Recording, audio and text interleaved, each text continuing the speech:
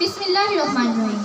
পলাইচক উচ্চ বিদ্যালয় কর্তৃক আয়োজিত আজকে সংবর্ধনা সভার সম্মানিত সভাপতি, প্রধান অতিথি, বিশেষ অতিথিবৃন্দ ও আমার শ্রদ্ধাভাজন শিক্ষক মণ্ডলী, উপস্থিত ছাত্রছাত্রী ভাই ও বোনেরা, বক্তব্যের শুরুতে জানাই সালাম, আদাব ও প্রাণারা, ফুলের শুভেচ্ছা।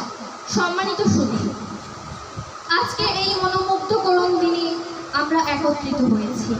আমাদের পলাইচক উচ্চ বিদ্যালয় উন্নয়ন কাজের উদ্যোক্তা, ইউকে প্রবাসী ব্যারিস্টার জনাব মোহাম্মদ এনামুল হককে ও আমাদের এসএসসি 2024 পরীক্ষায় উত্তীর্ণ বড় ভাই বোনদের সাফল্যের সম্মাননা জানাতে। তাদের এই সাফল্য যেমন শুধুমাত্র আমাদের বিদ্যালয়ের গৌরবে বৃদ্ধি করেনি, বরং আমাদের সবার প্রেরণার উৎস হয়ে উঠেছে। এসএসসি পরীক্ষায় প্রতিটি ধাপই ছিল চ্যালেঞ্জিং, কিন্তু তারা তাদের অদম্য ইচ্ছাশক্তি, নিষ্ঠা এবং অধ্যবসায়নের মাধ্যমে প্রতিটি বাধা অতিক্রম করেছে।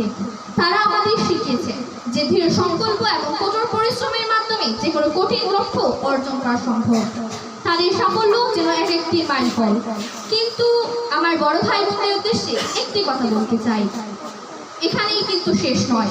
মনে রাখবে, আত্মতৃপ্তি নিয়ে বসে থাকলে সামনে এগিয়ে যাওয়া সম্ভব নয়। আশা করি আপনাদের এই ধরনের কৃতিত্ব জীবনের পরবর্তী পরীক্ষাগুলোতে এবং জীবনের সর্বক্ষেত্রে বহাল থাকবে। দেশ ও জাতি আপনাদের কাছে অনেক আশা করে, আর আমরাও আপনাদের এই সাফল্য থেকে প্রেরণা গ্রহণ করে নিজেদের লক্ষ্যে পৌঁছানোর জন্য অবিচলিত প্রচেষ্টা চালাবো ইনশাআল্লাহ।